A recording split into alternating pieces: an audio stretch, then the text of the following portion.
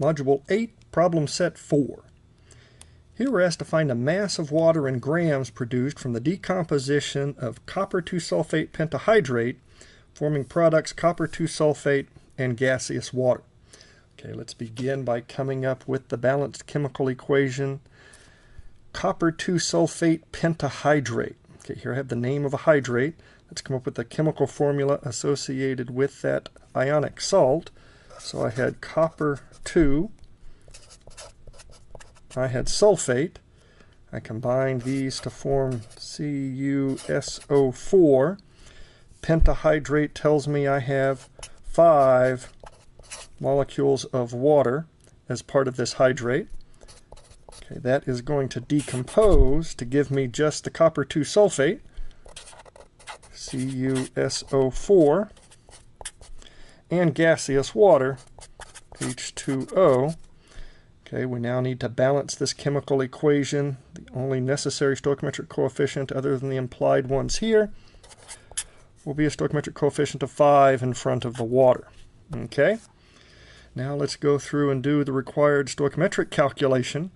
We started with 5.76 grams of the hydrate.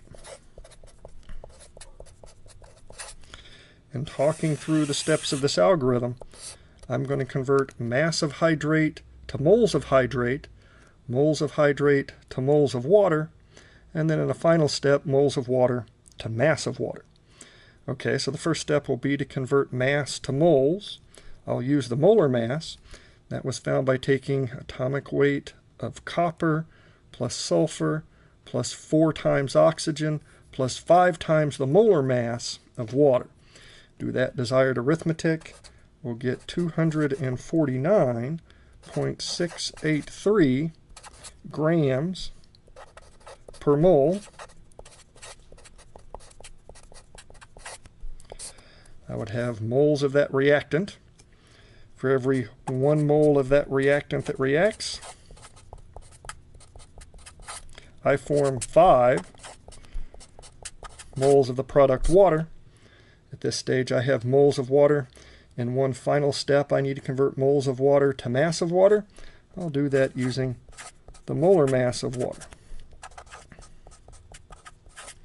And again, if we watch our units, mass, canceled mass, moles of reactant, canceled moles of reactant, moles of product, canceled moles of product, I'm left with my mass of product in grams.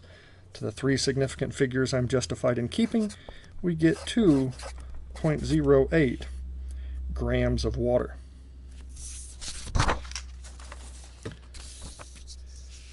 Here we're asked how many molecules of oxygen gas are produced from decomposition of 0.754 grams of silver 1 oxide.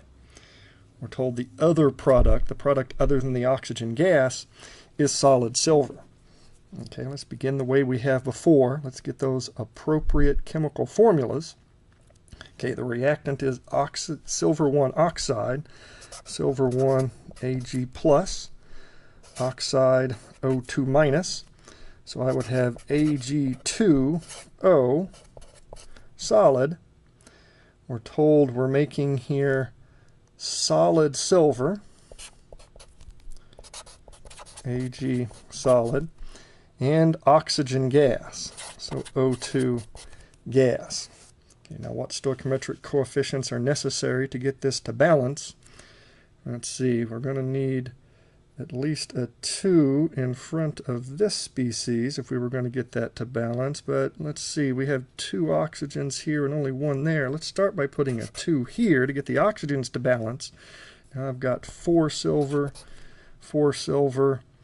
and the oxygens have balanced. Okay, now let's do the required stoichiometric calculation.